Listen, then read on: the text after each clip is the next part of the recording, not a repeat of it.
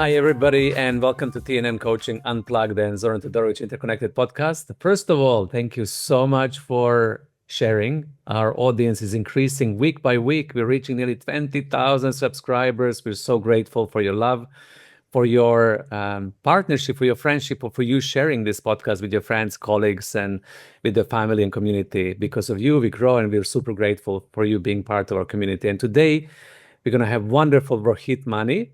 He is an award-winning, best-selling leader, podcast host as well. He's a powerful voice of making entrepreneurship more authentic and more accessible to everybody else. He's also hosting his own podcast that you can check, Everyday Empires, when he talks beyond the surface of what does it mean to be an entrepreneur.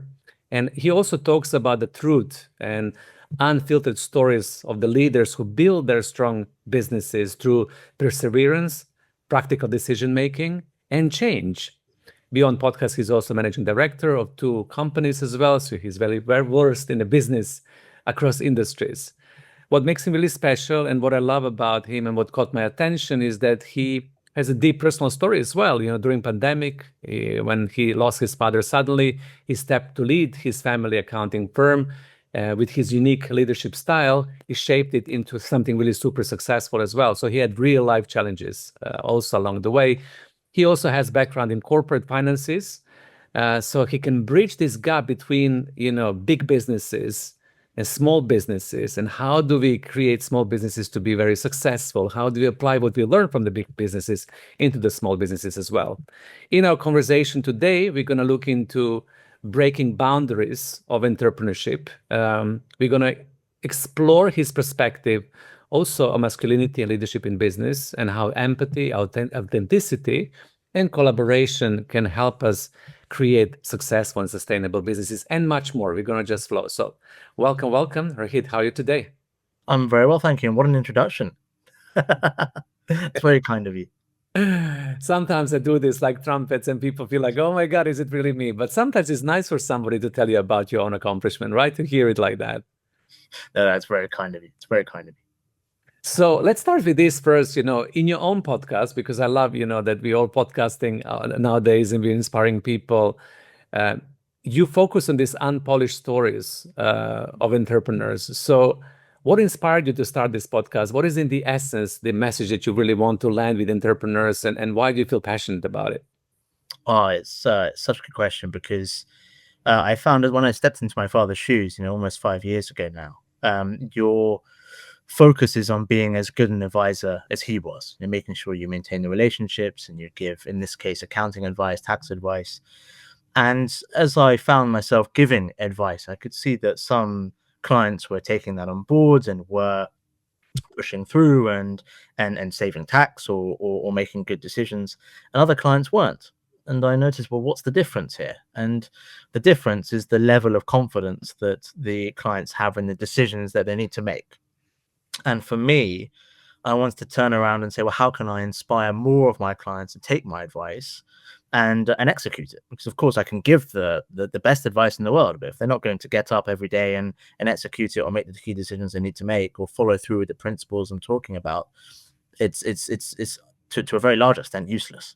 So the way I started to inspire my clients was to talk about other clients or other stories, obviously relatively confidential, but showing them that, in someone round the corner, someone who is in a similar business to yourself, a similar industry to yourself, has done the same thing and has achieved great results. So you can too.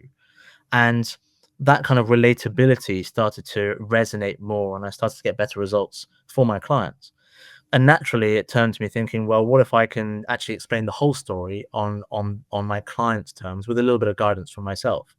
And that's where Everyday Empires was sort of seeded, where we bring together, mostly they are my clients. One or two are just inspiring people I meet along the way in my journey, and we go through their story and we really try to pick out exactly what has made them successful. And it's as you say, a raw, unpolished story, because I want them to tell it with warts and all, the challenges they face, but also the rewards that come with being an entrepreneur. And I think the classic image of an entrepreneur and sort of social media is sort of your billionaires and with big numbers and everyone's making millions and it's an amazing status to have.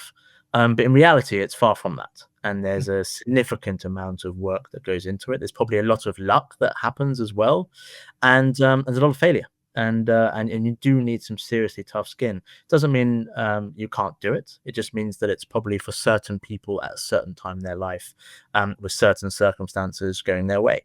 And all those certain things we explore in the podcast, and we try to elaborate as much as we can. So my passion comes from really showing those stories to the world rather than just having my private conversations with clients, that anyone can see these stories. They can challenge them, they can get inspired from them, they can comment on them. And the entrepreneurs that we work with, we are the accountants. We see their numbers, we see all their skeletons, we know where it sits. So the conversation has a level of honesty and authenticity to it that I hope resonates with my audience. And that's beautiful. I'm so happy that you're mentioning this image nowadays in the social media when all the entrepreneurs are gazillionaires, millionaires, super successful, very balanced, driving fancy car and achieving the success of minimum cost. And I think that this is a myth, that, it has been projected through the social media. And sometimes it feels overwhelming, when you are even thinking about starting business or you are in your business and you're struggling and you're not making these high numbers, that something is wrong, that you're a failure because you're not attaining that image of success that we all see in the news and the social media. And I'm so happy that you're demystifying that, right? That's a really important point to land for people. Oh, absolutely. Oh, absolutely. And I think for me, it's I get why people do say these things on social media, right? It's about establishing credibility. And if you show that you have expensive sort of material things, then there's an element of one image of a nice watch, a nice car, and, a big house. And everyone goes, oh, well, whatever they say must be fantastic. And you and I both know, you learn more from failure than you do from success. So I'm more interested in people that haven't been successful, because I can guarantee you there'll be more gems and more tips and more guidance that will become a lot more real from those kind of people than those that have the fast cars. And I completely understand, in a world of social media where you are looking for instant kind of messaging and instant kind of credibility to then know where to pay your attention, because you're so bombarded with so much messaging that, yes, it makes sense to sort of look for those things. But a sort of humbly request to the world that it's not like that. Yeah. And not saying that you can't listen to people who are, multimillionaires and very successful. Of course, there's that they should be listened to a large extent, but just be wary of their story, be wary of that this is a video and that there are photos and things can be created. And to listen to the advice and whether it resonates with you. And if it does, and you act on it and you make good decisions, you become successful, then all better for it.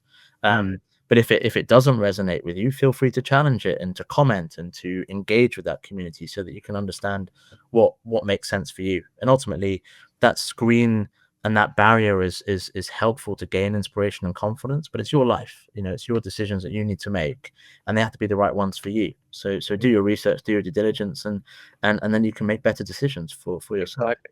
And for me, when you're talking, what resonates with me from a coaching perspective is that we all have different definition of success.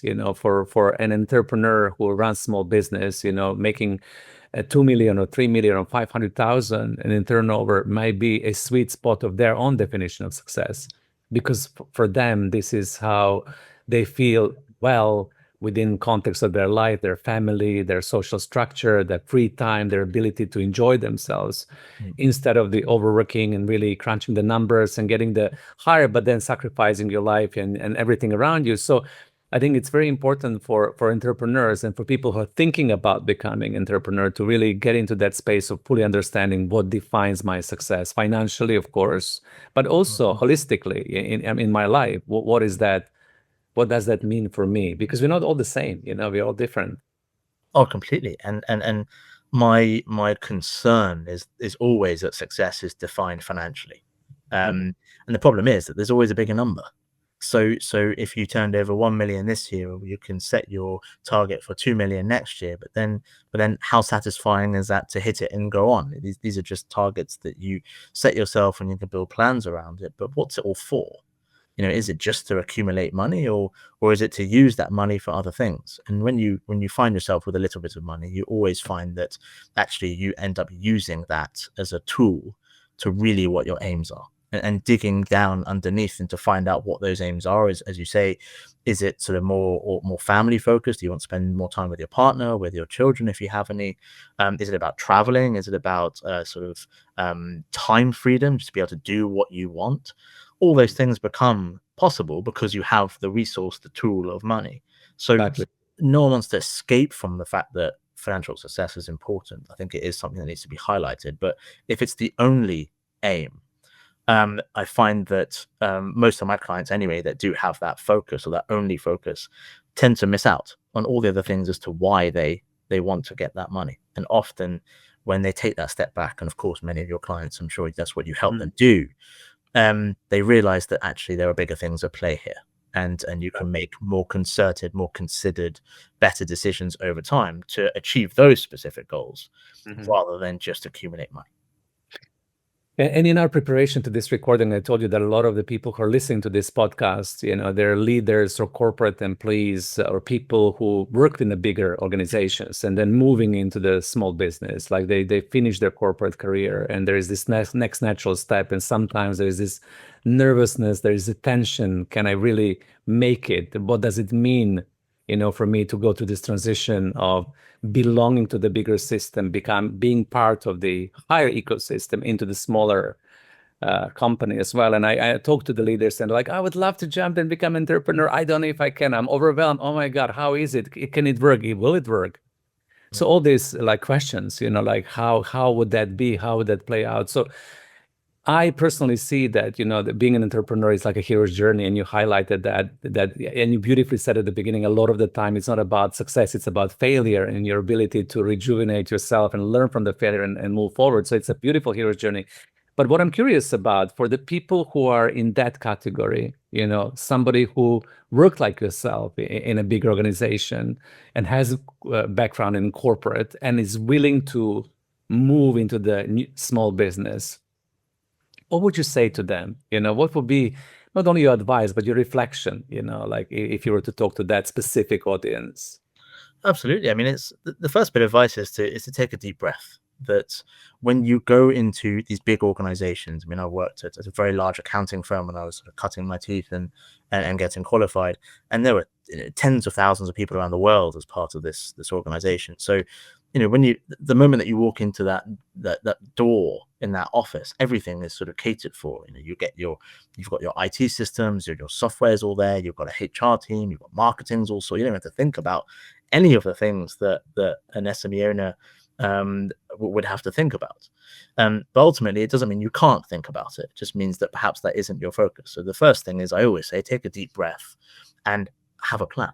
Write some things down that make you take the overwhelmingness and put it down on paper, and suddenly things start to digest, and you can take those little steps to achieve what you want to achieve. And for me, getting something down on paper always reduces the level of sort of messiness that's going on in your mind, and you can just put it down and make sure you work through what is a step-by-step plan.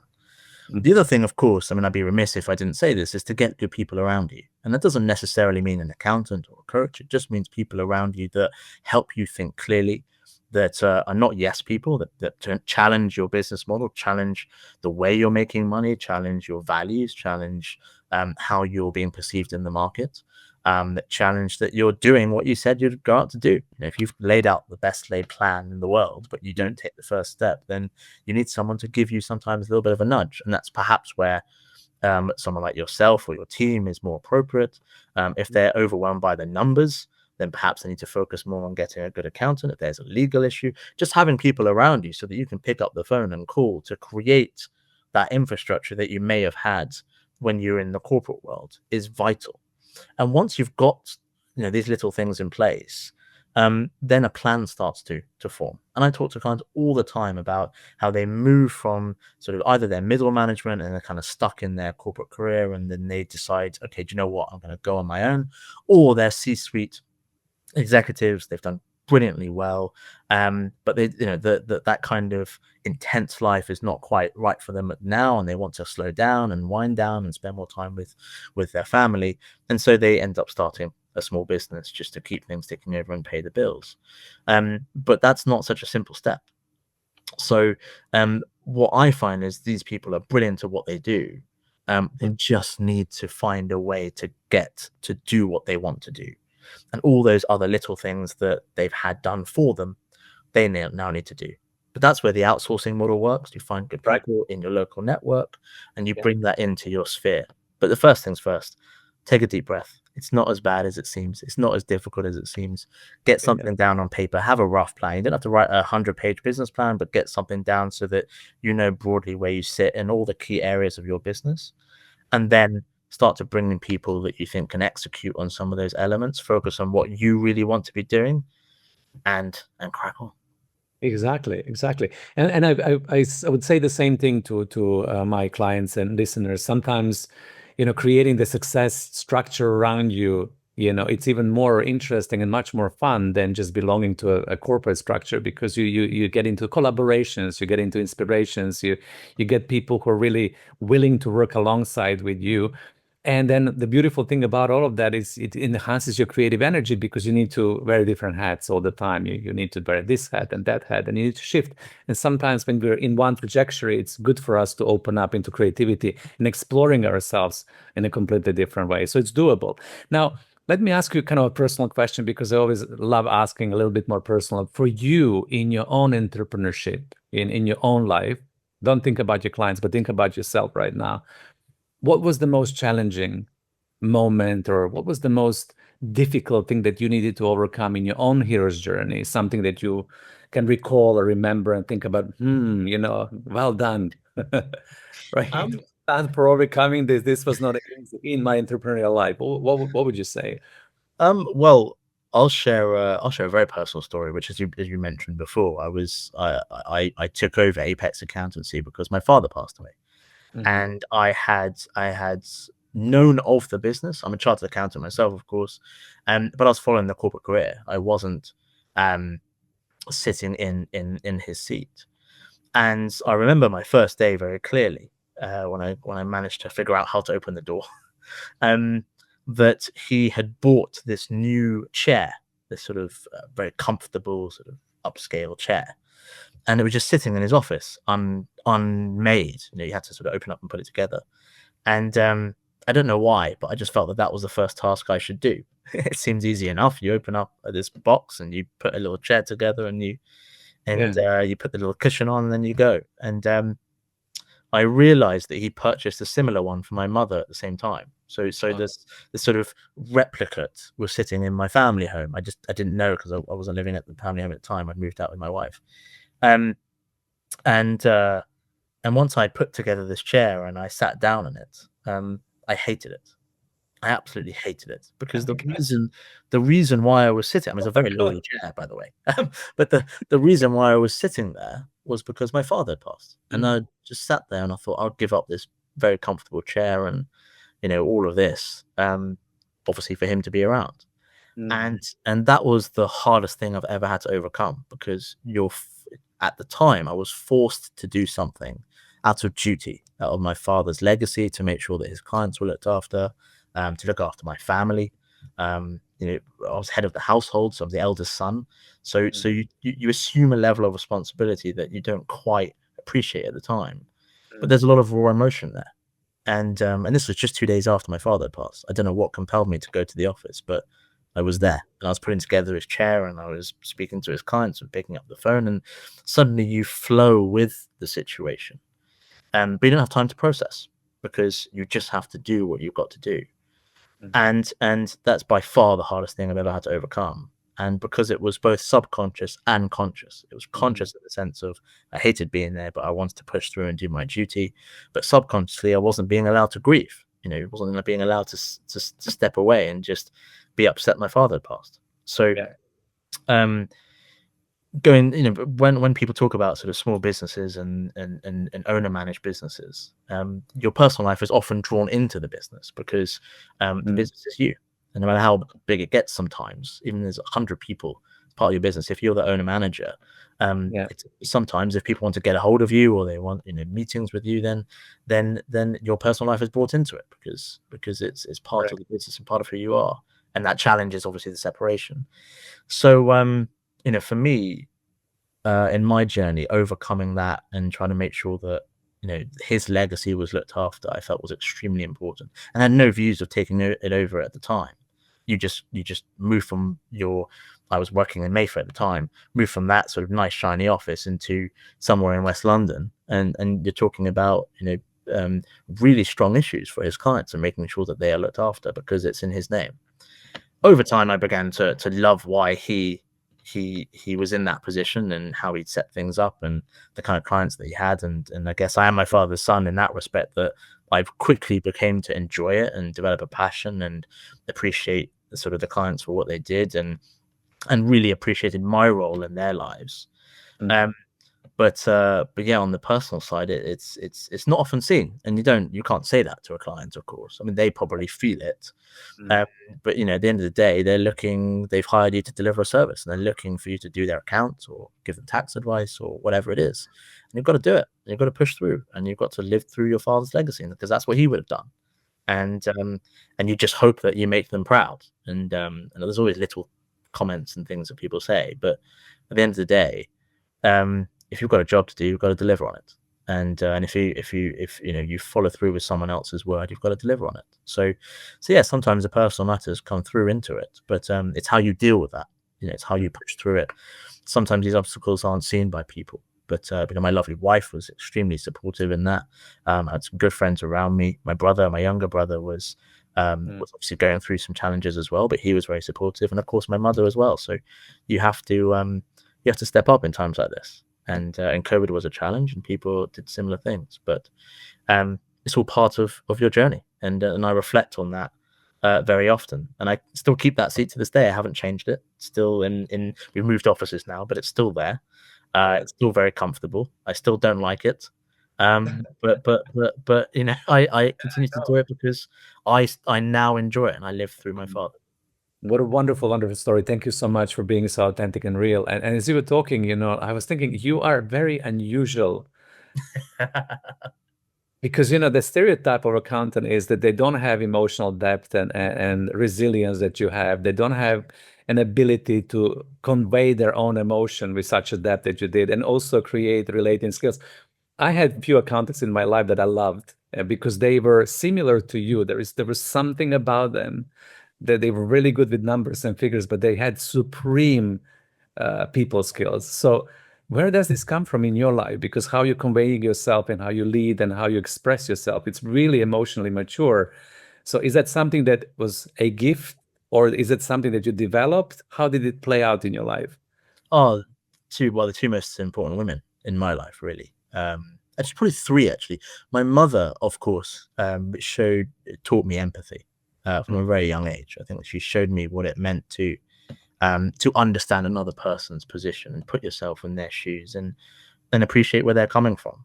And she didn't necessarily sit down and teach me that lesson, but it was very much learning by seeing what they're doing. And my mother was a maths teacher, and being able to empathize with students and showing how that she can teach them through their own competencies and skill sets and what's going on in their lives was probably why she was a very good teacher.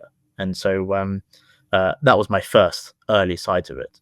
The second is of course my wonderful wife, and she gives me a lot of strong feedback. And I remember when we first started dating, yeah. her nickname for me was Robo Rohit.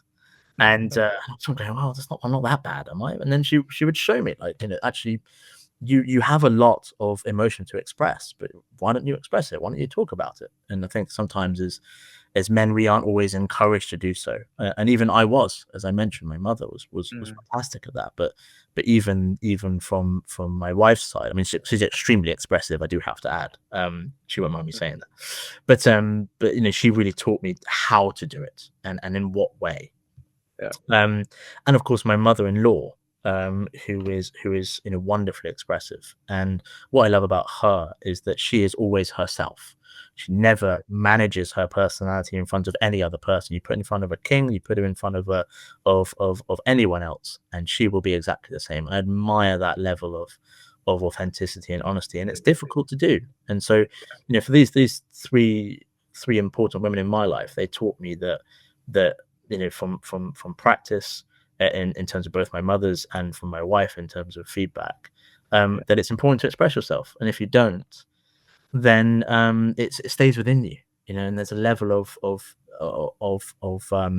potentially resentment that builds up if you want to express something that's negative or express something that you're not able to, and it just builds up and creates a level of pressure, and sometimes it obviously comes out and bursts and explodes, and you only learn that over time. And don't get me wrong, I've definitely had my fair share of bursts, but at the same time, you come back and go, well, why was I in that position? And you're always in that position because you didn't make, you know, or express yourself a month before, or a week before, or a day before. And so now I've come to a stage where, through many mistakes, that it's important to sit there and just say what you have to say, but you can articulate it. You know, you can spend time thinking about how you're feeling, and then tell someone. Because in the business setting, for example, and I've recently just started a business with my wonderful brother-in-law, where you've got complex points there. I've got my wonderful brother who I want to maintain a relationship with. I've probably got my wife in the middle of that in-law relationship, and then of course we've got business to deliver on, and there's going to be ups and downs on that. But you know, we have to be able to sit down and say, this is how I'm feeling, because I don't like this, or I like this really well. Can we be doing more of this? And as a part of an entrepreneur, you feel very exposed constantly, because you're in so many meetings, you're doing so many things, and decisions are often reflective of who you are as a person. So you have to be expressive. Otherwise, if you're cagey and you don't say how you feel, everyone's left wondering. And so communication, as I'm sure you talk about with a lot of your clients, is ultimate, because everyone needs to know what they're doing. And everyone needs to know why they're doing it. And so if you can develop those skill sets and that level of communication, through that comes a level of emotional communication. And that's where you can practice that. So I just learned over time that, especially with some of the messages I have to deliver, I have to sometimes look a client in the eye and say, you're making bad decisions and you need to make better ones. And if I'm younger than them and I can't express that and can't create that credibility or authority, then they're going to continue to make bad decisions. I need to be able to convince them not to do that. So it's part of my job. And if I don't deliver on it, then it impacts them and their families and other big decisions. So I've been pushed into that position. So, and if you don't mind me saying, but it's through practice. It's through practice. But it's wonderful how your life orchestrated, you know, the powerful women in your life to really role model, to teach you, to guide you. And I think that, you know, being an entrepreneur, especially if you're a man, as you described beautifully, a lot of pressure, a lot of loneliness, a lot of inability to be fully authentic, a lot of a time when you don't even know what you feel, and you're not in relationship with your feeling. And as you said, entrepreneurs are quite exposed. That's a dark side of that, because they need to go from meeting to meeting to meeting to make decisions on the go, to be able to think things through. So communication becomes vital, and that leads us to what I also love about your work as well, that you bring this perspective on masculinity and leadership in business. We already, you know, talked about it, you know, how empathy, authenticity, and collaboration can reshape the way we lead and who we are. So tell me a little bit more about that, the masculinity and leadership, masculinity and entrepreneurship. What do you want to land with, especially men entrepreneurs who are listening to this, and how can they use their masculine energy to become more balanced, more successful, and well-rounded people?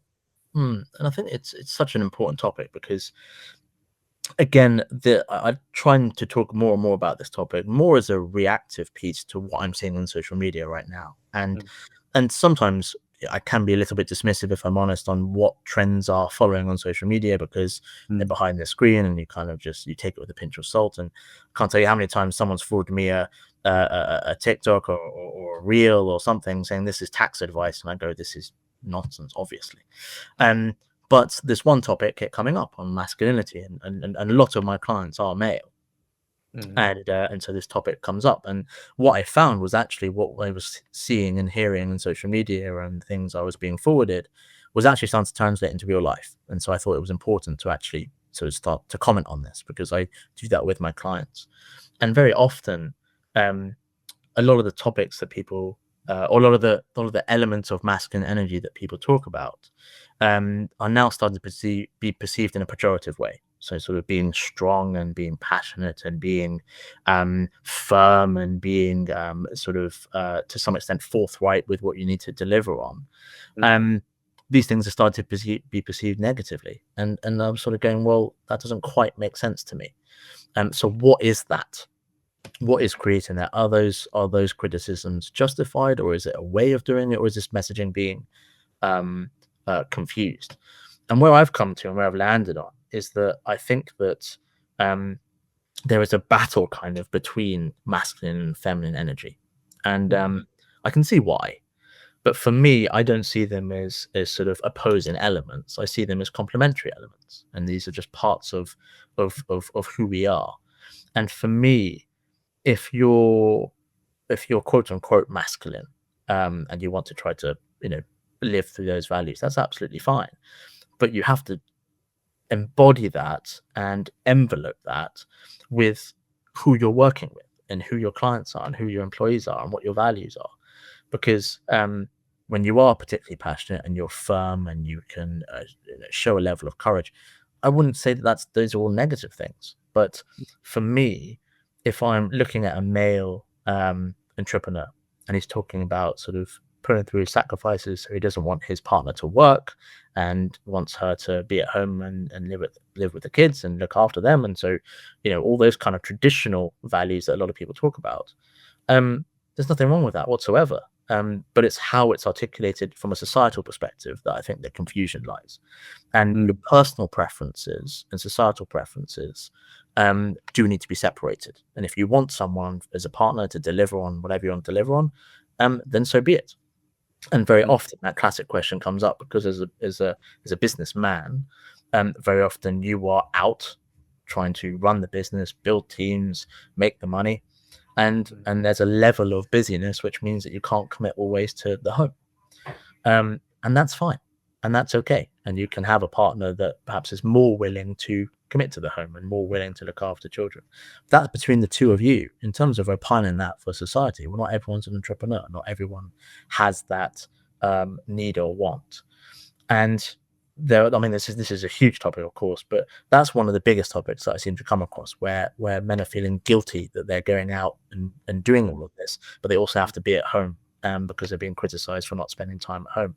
And I want society to stay out of that conversation. It's between the two people and their partnership, their marriage, whatever status they're in, and they should be able to decide for themselves without being criticized. But we also talk about that topic from the feminine side, from if they're a businesswoman, how does that work? And I had a wonderful guest on recently called Natalie Kelly, who articulates that beautifully, where she talks about the challenges that she goes through as a businesswoman. And of course, the biggest difference between men and women is, of course, having children and pregnancy and how that works.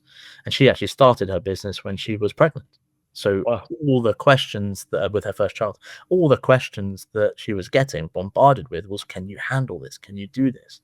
Men don't go through those questions. Very often it's about a crisis of confidence, and it's not whether you do this.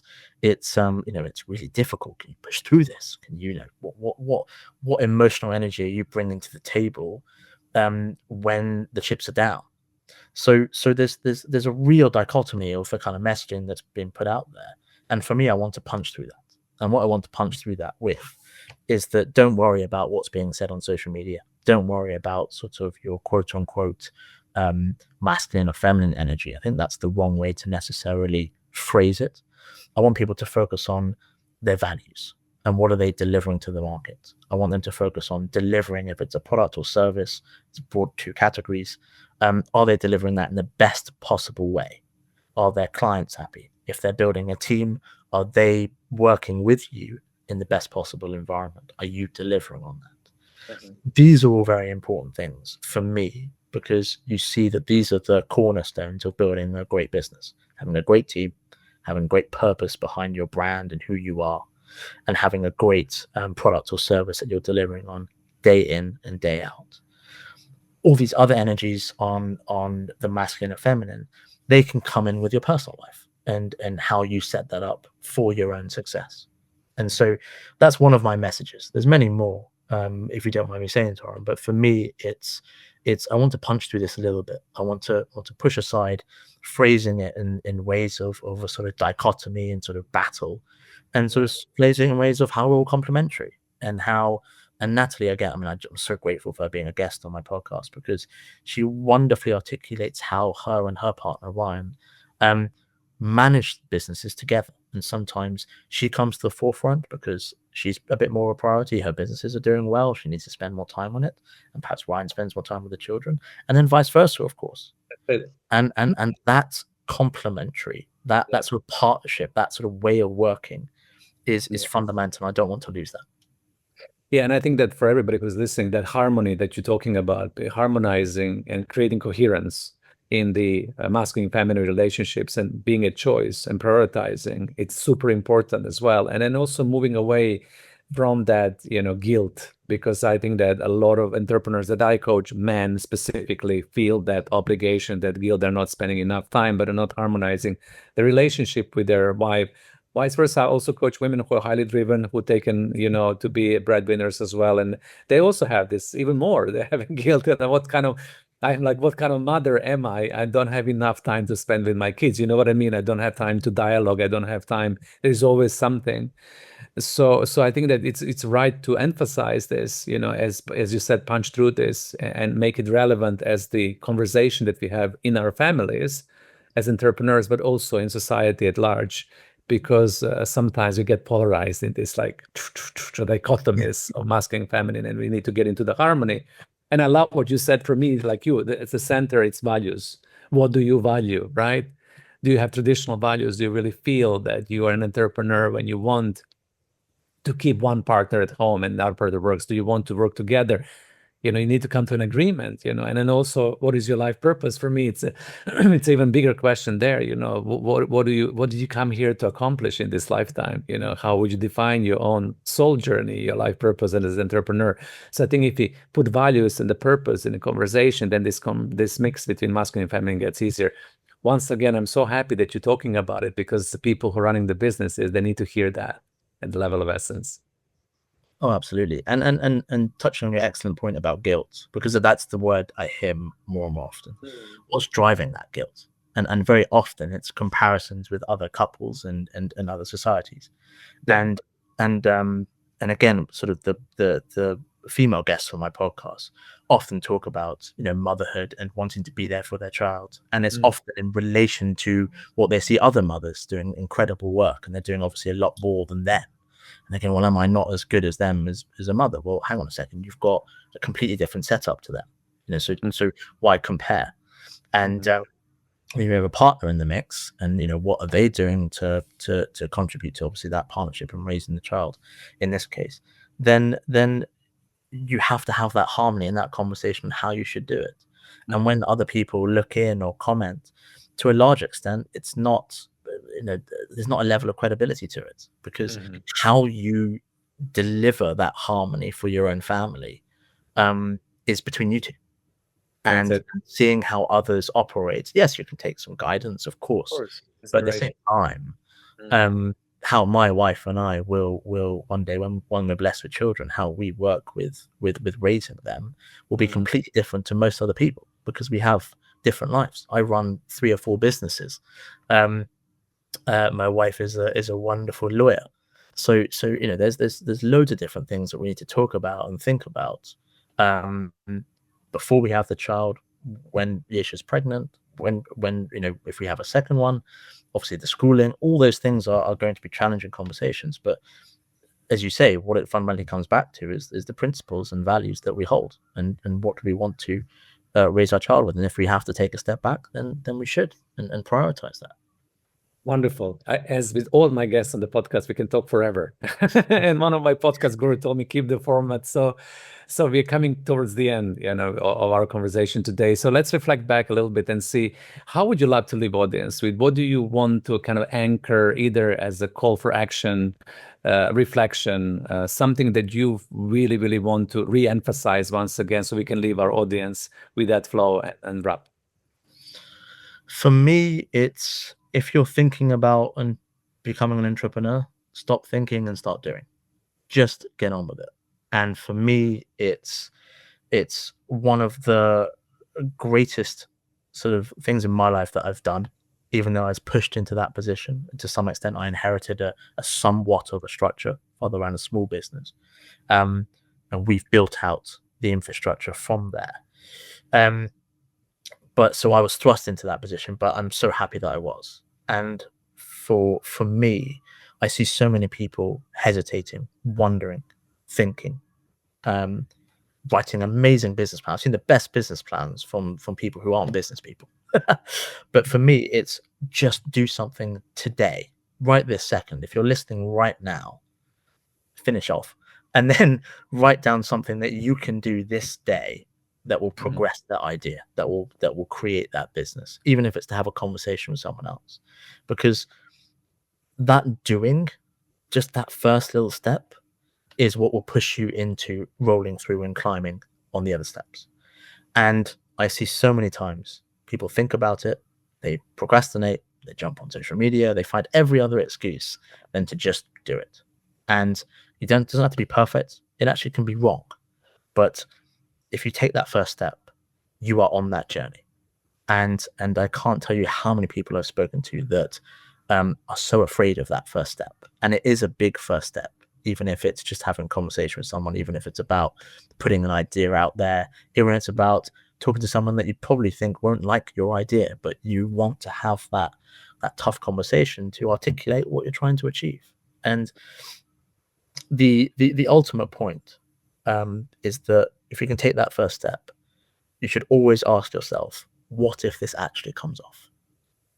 A lot of people talk about failure and sort of, well, it's often when you fail in business, it's a very public failure. People will know about it. If you do something wrong in your job, maybe only a couple of people will know and it's fine. But on that side of things, if you can ask yourself, what if this comes off? What if this actually works? What if my goal is actually achieved? And all the fantastic things that come with it. And you keep your sight of that dream, of that focus, of that goal. And you will achieve it. But you've got to take that first step. And if you don't, then everything else is irrelevant. My takeaway is take that first step, constantly ask yourself, what if this works? And keep doing it. Absolutely. Thank you so much. And specifically for the people that we mentioned, some of the corporate employees who are listening to this, and I know there's a lot of our audience comes from the big organizations. And I know that sometimes when you coach in corporate, people are ready to take their next step, they're ready to get into the next phase of their life for many reasons, any reason that might come your way. You've done with this structure, you want to experience something new, you have a passion project that you want to seed, you want to relocate and live a simpler life, as we mentioned. So anything that is coming your way as an inspiration, use this podcast to inspire yourself to make that next step. And of course, as Rohit said, create a support structure around you to help you simulate that structure that you come from, so you can then transition into the entrepreneurship in the best possible way. And for me, see it as a hero's journey. I always speak about hero's journey in entrepreneurship. Our life is one big hero's journey. So all the obstacles of the failures or the successes, it's also part of what makes us human and what we remember as part of our soul journey. So thank you so much for Rohit for coming. It was a lovely conversation. Hopefully we're going to continue next time soon, more in depth, especially when it comes to the masculine and feminine energy and how we cohere that and how do we really bring this into the world of entrepreneurship. Thank you so much for your lovely presence and for your wisdom. I'm fully grateful to have you on this podcast. And everybody else, thank you so much for tuning in. Lovely to hear you, to see you, share, learn, evolve, and enjoy. Thank you once again for tuning in, and bye for now.